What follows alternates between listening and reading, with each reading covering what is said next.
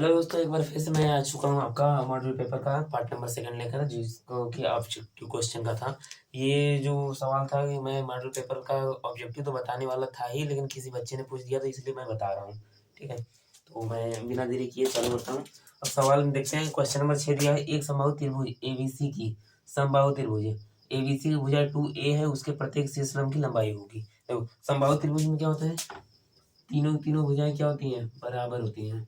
अब इस भुजा की लंबाई जो दे रहा है 2a दे रहा है, यानी तीनों तीनों भुजाओं की लंबाई कितना है, 2a होगा। अब इसका जो शीर्ष लंब पड़ता है, कोई भी शीर्ष लंब ले लें हम, ये क्या होगा, इसके मध्य बिंदु पर पड़ता है। ठीक है, मध्य बिंदु मतलब ये जो 2 है इसके क्या कर रहा है, दो भागों में डिवाइड कर रहा है। तो देखा जाए तो मैं किसी एक शीर्ष लंब के लिए लेता हूँ, जैसे एबीसी है, इसका एक पार्ट ले लेता हूँ। जैसे यहाँ पर इसे कोई बिंदु हम दे देते हैं ओ है। ठीक है, तो इस कंडीशन में लेता हूँ त्रिभुज ए ओ सी में। ठीक है, ए ओ सी में जहाँ आपका क्या दिया है, ए सी बराबर दिया है 2a है, और ओ सी बराबर 2a का आधा यानी a है, और हमें ए ओ निकालना है, ए ओ निकालना है, जो कि अब क्या है, हाइट है। इसी को हमें क्या करना है, निकालना है। ठीक है ना, अब मैं निकालता हूँ। अब देखा जाए तो भैया ये जब लंब पड़ता है तो क्या होता है, 90 डिग्री पर होता है। जो लंब होता है वो आपको क्या होता है, 90 डिग्री पर होता है। 90 डिग्री के आधार पे हम क्या करते हैं, पाइथागोरस का प्रमेय कि मतलब पाइथागोरस का फार्मूले के अनुसार करते हैं। पाइथागोरस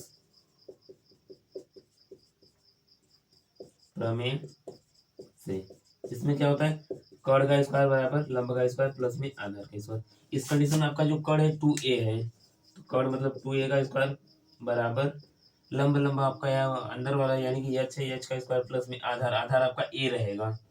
ठीक है, यानी ओ सी है, तो a का स्क्वायर ध्यान दीजिएगा, 2a का स्क्वायर कितना होगा, 4a स्क्वायर होगा, बराबर h स्क्वायर अपनी जगह और ए स्क्वायर भी अपनी जगह।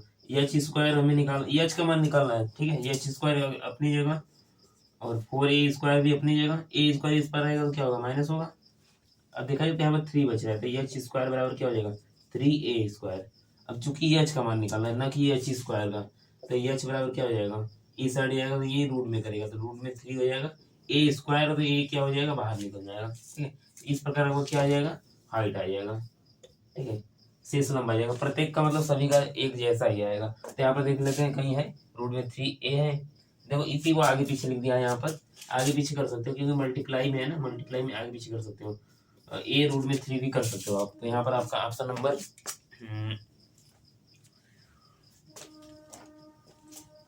सी है। ठीक है, अब ध्यान दीजिएगा, ऑप्शन नंबर सी है। तो ये सवाल आप ऐसे आसानी से कर सकते हो। ठीक है, कुछ चीजें हैं आपको फार्मूला हल्का फुल्का आना चाहिए। ठीक है ना, अगर अधिक मतलब अधिक लेवल नहीं आ रहा है तो हल्का फुल्का तो याद ही रख लीजिएगा आप लोग। फार्मूला मैथ में फार्मूला के बिना, फार्मूला ही आपका बेस होता है, फार्मूला के बिना कार्य नहीं हो पाएगा, ध्यान दीजिएगा।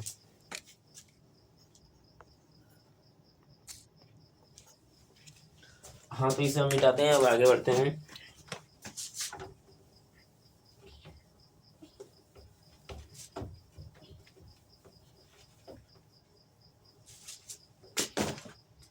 अगला सवाल दिया गया, समांतर श्रेणी 2 4 6 डैश करके 7वां पद होगा, मतलब 7वां पद निकालना है। समांतर श्रेणी के लिए यानी एक प्रकार से अरिथमेटिक प्रोग्रेशन दिया है। ठीक है, तो हम देखते हैं यहाँ पर समांतर श्रेणी जो दिया है वो कितना दिया, 2 4 6 ऐसे ऐसे करके तो ये 7वां पद बताइए।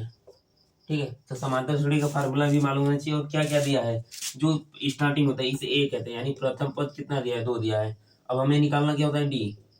ठीक है, डी बराबर क्या होता है, देखिए दूसरे में से पहले घटा दो या तीसरे में दूसरे घटा दो, यानी 4 में से मैं 2 घटाऊं तो कितना आएगा, डी का मान भी 2 आ गया। ठीक है, इसके साथ साथ ये अन का मान दिया है, 7वां मतलब ये अन का मान दिया है। हमें क्या करना है, 7वां पद ज्ञात करना है। ए अन का मान 7 दिया है तो A7 का मान ज्ञात करना है। ठीक है ना, 7वां पद मतलब A7 का मान ज्ञात करना है। तो हम लेते हैं फार्मूला, समांतर श्रेणी का फार्मूला क्या होता है, ए एन बराबर ए प्लस एन माइनस 1 इंटू में डी। ए एन यानी A7 निकालना है हमें। ए का मान 2 दिया है, प्लस में यानी यानी मतलब वही 7वां पद, 7 में से 1 गया, और डी डी की जगह 2 आपका आ गया है। यहाँ पे देख सकते हैं 2 प्लस 7 में से 1 जाएगा तो यानी 6 आएगा, 6 कम 6 का गुणा 2 से होगा, यानी 2 प्लस 6 दूना 12, यानी कितना आ जाएगा, A7। 7वां पद कितना हो जाएगा आपका, 14 हो जाएगा। ये आपका क्या हो जाएगा, यही आंसर हो जाएगा।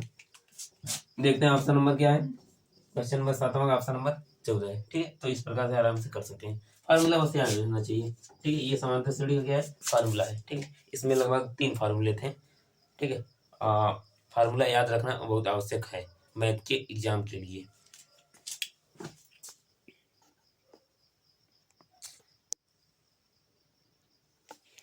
तो हम बढ़ते हैं अब अगले सवाल की तरफ।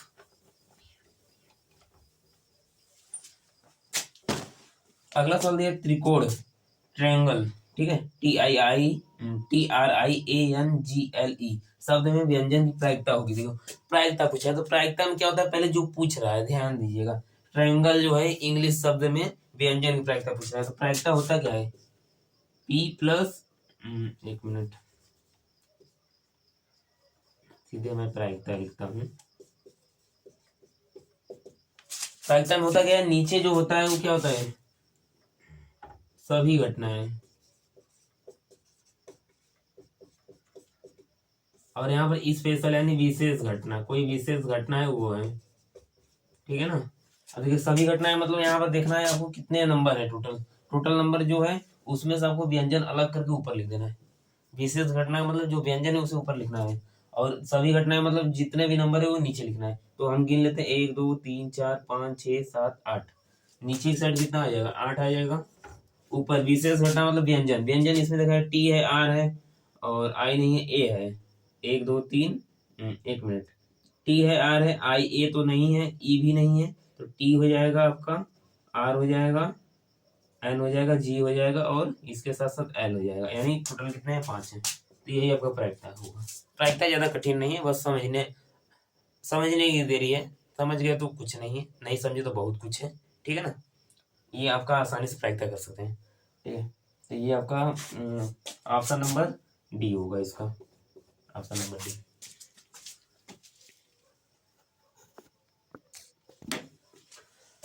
अब अगले सवाल की तरफ आते हैं।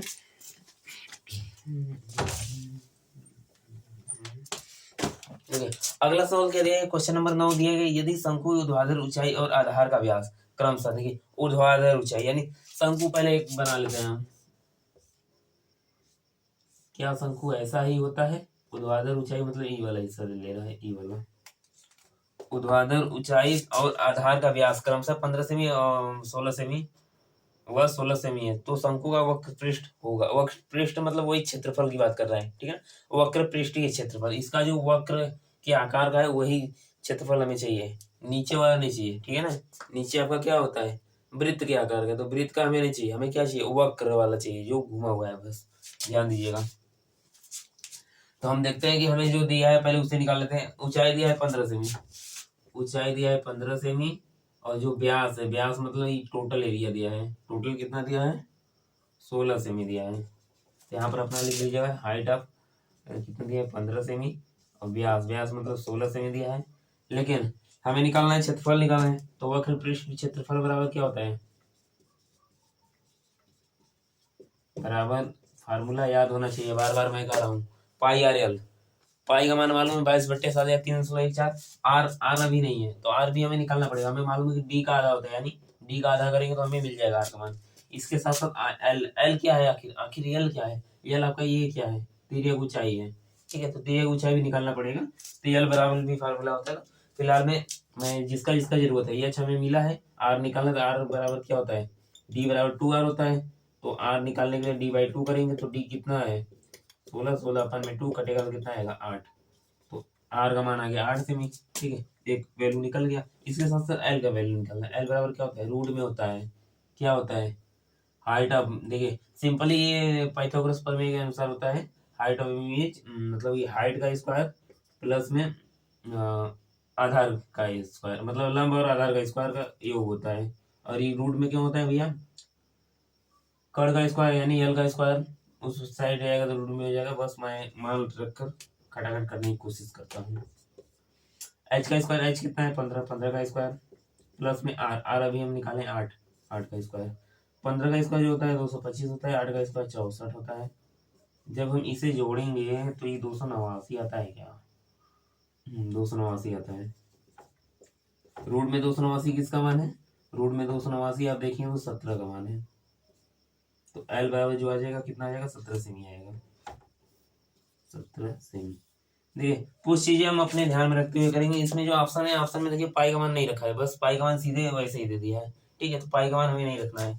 तब हम आते हैं अपने मेन सवाल में। मेन सवाल हमारा क्या था भैया, वक्र पृष्ठीय क्षेत्रफल। तो क्षेत्रफल निकालने के लिए हमें क्या है, पाई आर एल, पाई अपनी जगह, आर का मान 8 है, एल का मान भी हम निकालें 17। सही निकाला हूँ ना, 17, 15 दूना 25, ठीक है। 17 का गुणा 8 में करेंगे तो 17 8 136 होता है क्या, 7 8 56, 1 8 8, 8 5 13, 136 सही है, 136 पाई आएगा।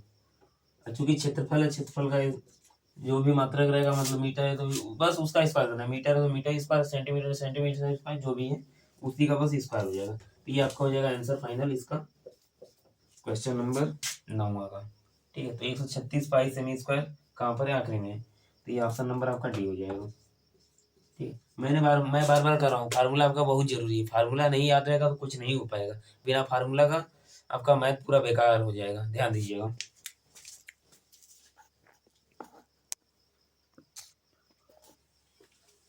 अब हम आते हैं आखिरी सवाल पर।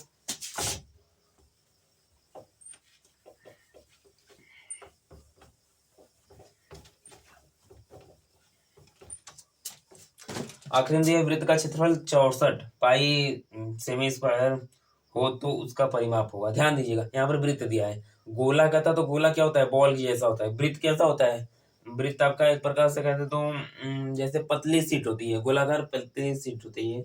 वृत्त हमारे पास है नहीं क्या,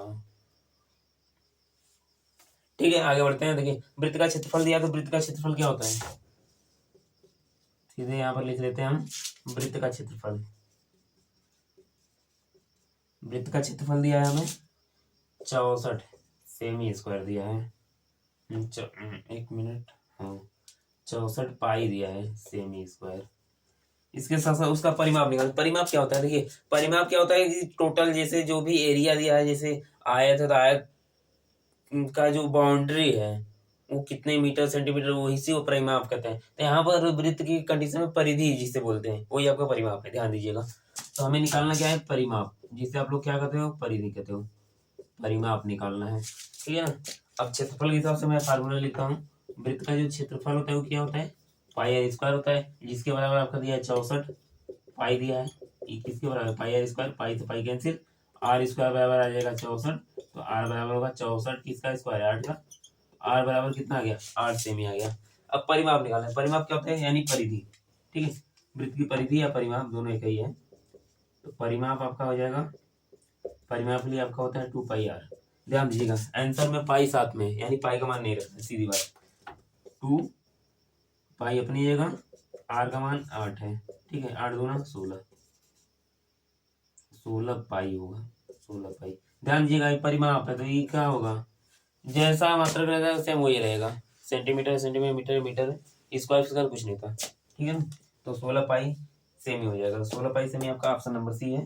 तो इस प्रकार से आप इसे कह सकते हैं, ठीक है।